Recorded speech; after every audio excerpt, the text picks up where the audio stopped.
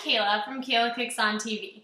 Today we'll be making a simple pesto, and I've actually got a friend coming for dinner tonight who's allergic to tree nuts, so this pesto is going to be without pine nuts, but I'm assuring you that it will be tasty nonetheless.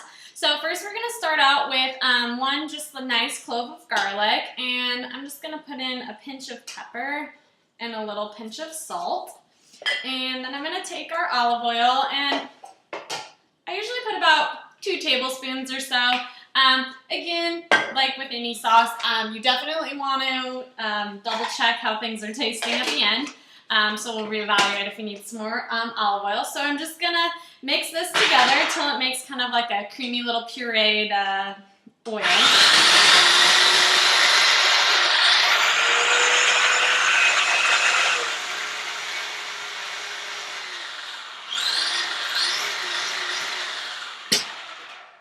Alright, so next I've got about 4 ounces of washed fresh basil. You know, it doesn't have to be perfectly dried, but you know, somewhere in the neighborhood of not soaking wet at least. So we're just going to stuff these leaves into my food processor, and if you don't have a food processor, you can definitely do this in a blender. As you can see, mine is very mini. Kind of funny story, in Italy they don't use food processors generally to make pesto because chefs there believe that the motor and kind of like the vigorous process of using a food processor heats the basil too much and changes the taste of the pesto. So they actually use a mortar and pestle to literally grind up the pesto. So I'm just going to toast this a little bit.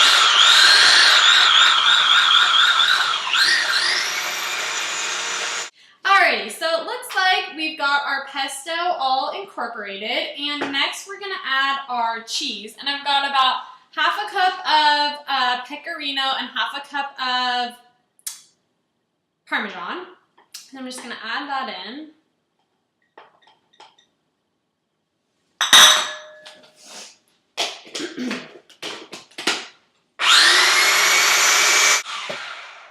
Alrighty, perfect. So I'm just going to grab a knife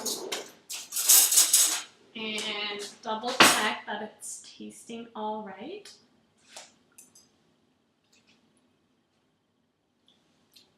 Put a little bit more salt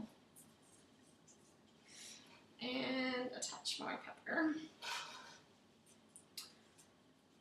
Perfect. So if you want to serve this right away, go for it. Or if you want to freeze it, pesto definitely works in the freezer. I would just say for freezing, put it in an airtight container, and then use extra virgin olive oil and just create a little layer of olive oil over the top of the pesto, and that kind of creates a barrier between the air and the pesto, especially in the freezer. Sometimes pesto can turn brown, and it doesn't necessarily affect the flavor, but if you go to serve pesto and it's brown, your guests may not want to eat it. So just a little trick, the olive oil helps seal out any air that could possibly turn the pesto brown, and it should last in the freezer for quite some time. I would say use it within a couple of months.